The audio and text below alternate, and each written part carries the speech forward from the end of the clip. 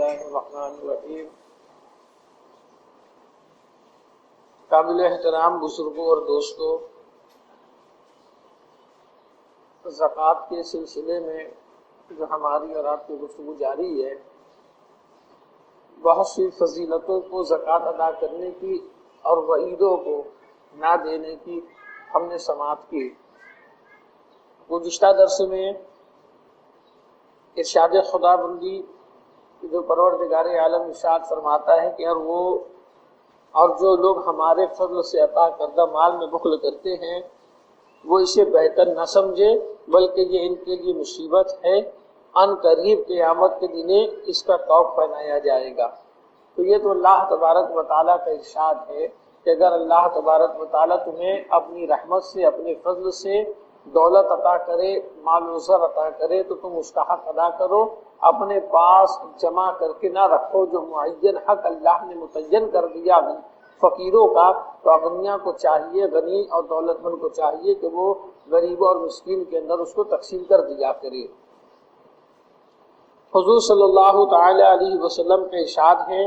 زکوٰۃ نہ دینے والا اللہ تعالیٰ کے یہاں یہودی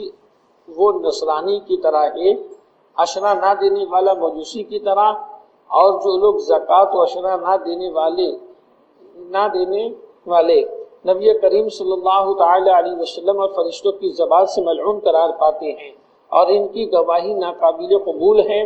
فرمایا اس شخص کے لیے خوشخبری ہے جس نے زکوٰۃ اور عشرہ ادا کیا، اور اس کے لیے بھی جو خوشخبری ہے جس پہ قیامت کے دن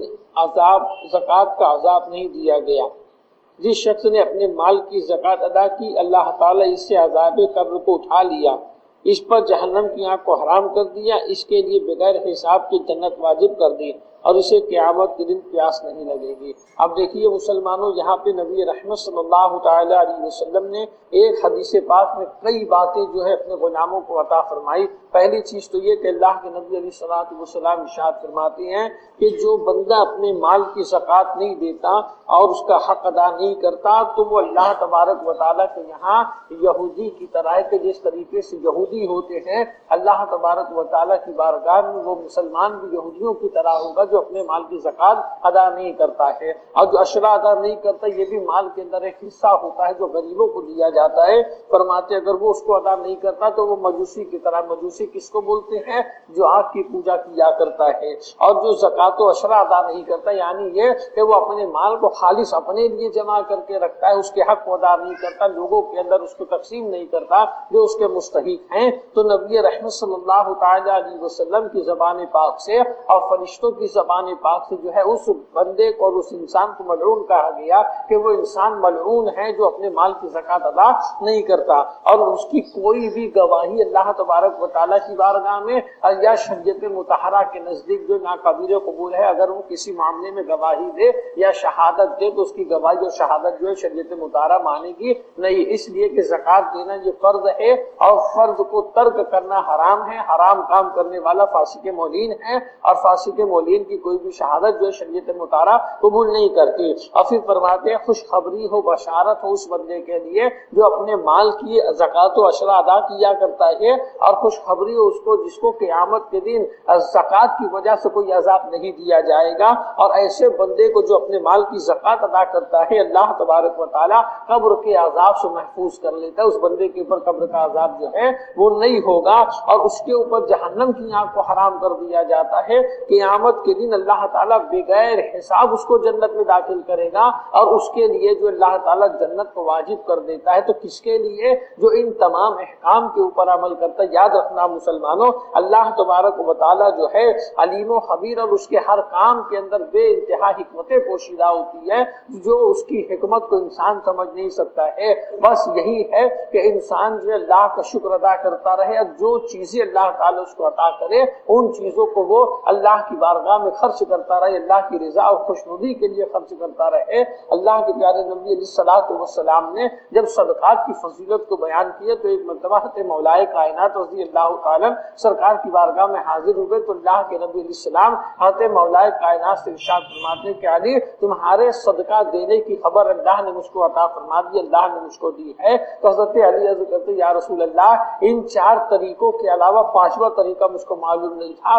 اگر 5واں طریقہ معلوم ہوتا تو اس طریقے سے بھی میں صدقہ کرتا۔ تو کون سا طریقہ تھا؟ حضرت علی نے 1 درہم صدقہ کیا اعلان کر کے، 1 درہم صدقہ کیا پوشیدہ سے، اور 1 درہم صدقہ کیا دن کے اجالے میں، اور 1 درہم صدقہ کیا رات کے اندھیرے میں۔ تو یہ چاروں طریقے پہ حضرت علی نے عمل کیا کہ کوئی بھی طریقہ تو اللہ تبارک و تعالیٰ میرا قبول فرمائے گا۔ یاد رکھنا مسلمانوں، جتنے صحابہ ہیں یہ سب مخلص ہوتے ہیں، اور صحابہ کا ہر عمل جو ہوتا ہے اللہ تبارک و تعالیٰ کی بارگاہ میں قبول ہوتا ہے، اس لیے کہ صحابہ کو اللہ تعالیٰ نے جو مقام دیا ہے ان کا مقام ایسا کہ نبی رحمت صلی اللہ تعالیٰ علیہ وسلم فرماتے ہیں کہ میرے صحابی اگر 1 مٹھی جو اللہ کی راہ میں صدقہ کر دے اور غیر صحابی احد پہاڑ کے برابر سونا صدقہ کرے تب بھی نیکی میں میرا صحابی آگے رہے گا۔ کیوں آگے رہے گا؟ اس لیے کہ سب سے بڑی فضیلت ان کو یہ حاصل ہوتی ہے کہ وہ رسول پاک علیہ الصلوۃ والسلام کی زیارت کرتے ہیں، اور نبی پاک علیہ السلام کی بارگاہ میں وہ لوگ بیٹھا کرتے ہیں، اور ان کا ہر عمل جو ہوتا ہے وہ اخلاص کے ساتھ ہوتا ہے۔ صحابہ کے عمل کے اندر کبھی دکھاوا نہیں ہوتا، کبھی جو ہے تصنع نہیں ہوتا، وہ خالص اللہ و رسول کے لیے جو ہے اعمال کیا کرتے ہیں۔ تو یاد رکھنا مسلمانوں، اللہ جو نعمتیں عطا کرے اس کا شکر کرو، اور شکرانے کا طریقہ یہی ہے کہ اگر ہمیں کوئی خوشی مل جائے، ہم اللہ کا شکر ادا کرنا چاہے تو ہم کیا کہتے ہیں؟ الحمدللہ، تمام تعریف اللہ کے لیے، اللہ کا شکر ہے۔ تو یہ تو ہم زبان سے اللہ کا شکر ادا کرتے ہیں، اور پھر کچھ بندے ایسے ہیں کہ جو آ کر کے 2 رکعت نماز ادا کرتے، شکرانے کی نماز ادا کرتے، یہ ایک جسمانی عبادت ہو گئی ہے۔ مگر یاد رکھنا مسلمانوں، کامل بندہ وہ ہے جو زبان سے بھی اللہ کا شکر ادا کرے، جسمانی طور سے بھی اللہ کا شکر ادا کرے، اور صدقات دے کر کے بھی اللہ کا شکر ادا کرے کہ مولا تیرا شکر ہے، میں یہ شکرانے میں یہ پیسہ تیری رضا کے لیے صدقہ کرتا ہوں، اور غریب و مسکین کے اندر یہ چیزیں میں ڈالتا ہوں۔ یاد رکھنا قوم بنی اسرائیل کے ایک نبی کے اوپر اللہ تعالیٰ وحی نازل کرتا ہے اور ارشاد فرماتا ہے کہ تمہاری امت کے فلاں بندے کے تعلق سے ہم نے فیصلہ کیا ہے کہ اس کی زندگی کا آدھا حصہ بڑی مصیبت میں گزرنے والا ہے، بڑی پریشانی میں گزرنے والا ہے، اور اس کی زندگی کا آدھا حصہ خوشحالی اور پیسوں کی فراوانی میں گزرنے والا ہے۔ اور ہم چاہتے یہ ہیں کہ اس بندے سے پوچھو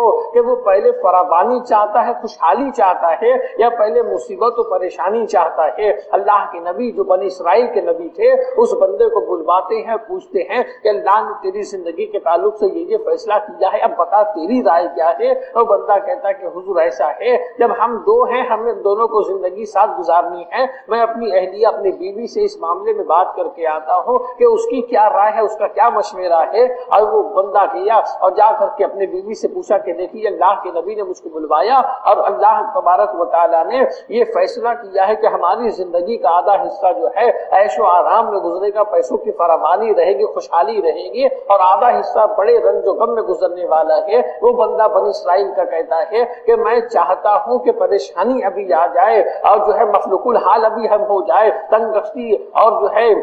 بیماری ابھی آ جائے، اس لیے کہ ابھی ہم جوان ہیں، ان تمام تکالیف کا سامنا ہم کر سکتے ہیں، مصیبتوں کو برداشت کر سکتے ہیں، اور بڑھاپے کے اندر ہم ان باتوں کو برداشت نہیں کر پائیں گے۔ مگر عورت تھی، وہ کہتی ہے کہ دیکھو ایسا ہے، ابھی خوشحالی چاہیے، پیسوں کی فراوانی چاہیے، ابھی عیش و آرام چاہیے، اس کے بعد بڑھاپے میں جو ہوگا دیکھا جائے گا۔ اب عورت کے آگے آدمی مجبور ہوا آ کر کے بنی اسرائیل کے نبی جو تھے ان کی بارگاہ میں کہ حضور ایسا ایسا معاملہ طے ہوا۔ اللہ کے نبی دعا کرتے ہیں، دعا کرنے کے بعد بنی اسرائیل کے اس بندے پہ اللہ تعالیٰ اپنی رحمتوں کو نازل کرتا ہے، اسے برکت دیتا، اتنی برکت ہوتی کہ پیسہ سنبھالے اس سے نہیں سنبھلتا، بے حساب اللہ تعالیٰ اس کو دیتا۔ یقین جانو اللہ فرماتا ہے واللہ یرزق من یشاء بغیر حساب، اللہ جس کو چاہتا ہے بے حساب دیتا ہے، یہ سب اس کی مرضی کے اوپر ہے مسلمانوں۔ اور اللہ تعالیٰ یاد رکھنا کہ جب بے حساب دے گا تو اس کے اندر بھی اس کی حکمت پوشیدہ ہوتی ہے، اور جب روک لیتا ہے اور جب پریشانی پریشانیاں مسلط کر دیتا ہے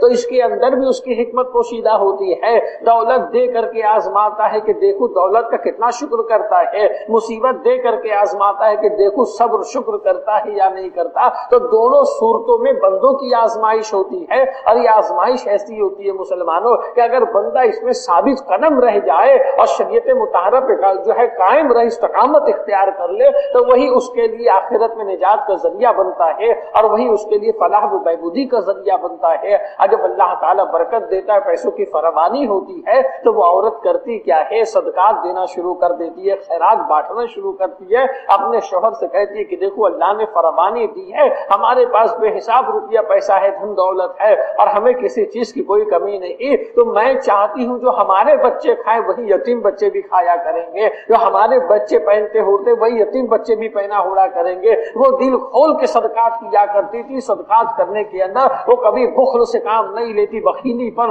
اور جو ہے کنجوسی سے کام نہیں لیتی. اسی طریقے سے زندگی کا آدھا حصہ گزر جاتا ہے. اب اس بندے کی ایمانداری دیکھو مسلمانوں, اگر آج کا کوئی ہوتا تو وہ کرتا کیا کہ جب جان دو آدھا حصہ گزر گیا ہے, جب تک کے بعد ڈھکی چھپی رہنے دو, اسی طریقے سے زندگی گزر جائے گی. مگر نہیں مسلمانوں, ہم دنیا والوں کو دھوکہ دے سکتے ہیں اور دنیا والوں کی نظروں سے اپنے عیب کو پوشیدہ کر سکتے ہیں, اپنے راز کو چھپا سکتے ہیں, مگر وہ قادر مطلق, وہ پروردگار عالم جو انسان کے دل کے اندر جو وسوسات پیدا ہوتے ہیں وہ ان تمام وسوسات کا جاننے والا ہے. اس سے کوئی راز کسی کا پوشیدہ نہیں ہوتا ہے. جب اس بندے کا آدھی زندگی گزر گئی, آتا ہے نبی کی بارگاہ میں, کہا حضور آدھی زندگی گزر چکی ہے, اب دعا فرمائے کہ ہمارے اوپر ہماری دولت واپس ہو جائے اور جو ہے آزمائش کا وقت شروع ہو جائے. دیکھیے سوال بھی کرتا ہے تو آزمائش کا سوال کرتا ہے, اس لیے کہ اللہ نے فیصلہ کیا ہے, کسی دنیا کے حاکم اور کسی دنیا کے بادشاہ نے فیصلہ نہیں کیا ہے.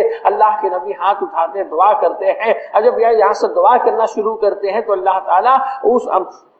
نبی پہ وحی کو نازل کرتا ہے. ارشاد فرماتا ہے کہ میرے نبی اس بندے سے کہہ دو کہ کریم نعمت دینے کے بعد واپس نہیں لیتا ہے. کریم نے نعمتیں عطا کر دی ہے اور ان لوگوں نے میری نعمت کی قدر کی ہے, اور اس کا خدا کا ارشاد ہے وَإِن شَكَرْتُمْ لَأَزِيدَنَّكُمْ, کہ تم اللہ کی نعمت کا شکر کرو گے تو وہ نعمت کو بڑھا دے گا, گھٹائے گا نہیں. تو مسلمانوں, کریم جب عطا کرتا ہے تو عطا کرنے کے بعد واپس لیتا نہیں ہے. اگر کسی کو دولت اللہ نے دی ہے تو وہ اس کا کرم ہے. دولت کے بعد اگر لکھپتی آدمی فقیر بن جاتا ہے تو اللہ نے اس سے اس کی دولت چھینی نہیں ہے, بلکہ وہ اپنے کارناموں کی وجہ سے اپنی جان کو اس نے ظلم کیا ہے. اگر وہ اپنی دولت کا حق ادا کیا کرتا, اپنی دولت کو راہ خدا میں خرچ کرتا, صدقات و خیرات دیتا اور جو ہے اپنی دولت سے نیکیاں کرتا, تو یقیناً اللہ تبارک و تعالی اس کو برکت عطا فرماتا. مگر دولت مند ایسے ہوتے ہیں, اتنے کنجوس ہوتے ہیں, دولت مند اتنے کنجوس ہوتے ہیں کہ جن کے تعلق سے مولا کائنات ارشاد فرماتے ہیں, لوگ یہ کہتے ہیں کہ دولت آنے کے بعد انسان بدل جاتا ہے, اور مگر حضرت علی ارشاد فرماتے ہیں کہ انسان بدلتا نہیں ہے بلکہ اس کی حقیقت دنیا والوں کے سامنے آ جاتی ہے. ایک آدمی جس کے کھانے کے باندھے ہوتے, ایک آدمی جو بھوک مری کا شکار ہوتا ہے, مگر جب دیکھتے ہیں کہ وہ ایک ایک نوالے کی قدر کیا کرتا ہے, ایک ایک دانے کی قدر کیا کرتا ہے, مگر وہی آدمی کے اوپر جب اللہ تعالیٰ اپنی رحمتوں کو نازل کرتا ہے اس کو دولت مند کر دیتا ہے. اب جب وہ دولت مند ہوتا ہے تو پھر اس کے کپڑے کی استری بکھرتی نہیں ہے اور اس کے کپڑے کی سفیدی جاتی نہیں ہے. وہ آدمی جو پہلے پیدل چلا کرتا تھا, لوگوں کو جھک جھک کے سلام کیا کرتا تھا اور لوگوں سے حال خیریت پوچھا کرتا تھا, مگر وہی مخلوق الحال بھوک مری کا شکار انسان جو ہے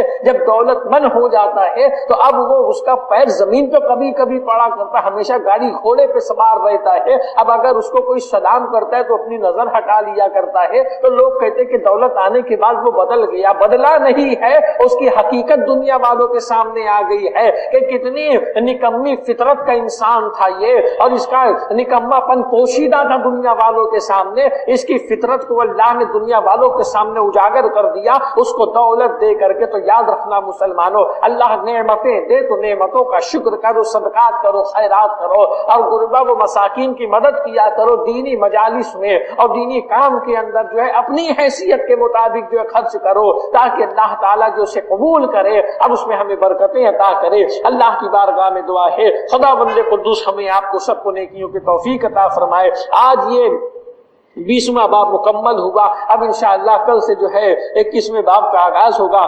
22ویں باب کا آغاز ہوگا. اللہ کی بارگاہ میں دعا ہے خدا بندے قدوس ہم سب کو نیکیوں کی توفیق عطا کرے. وصلی اللہ تعالی علی خیر خلقہ ونور عرشہ افضل الانبیاء والمرسلین برحمتک یا ارحم الراحمین.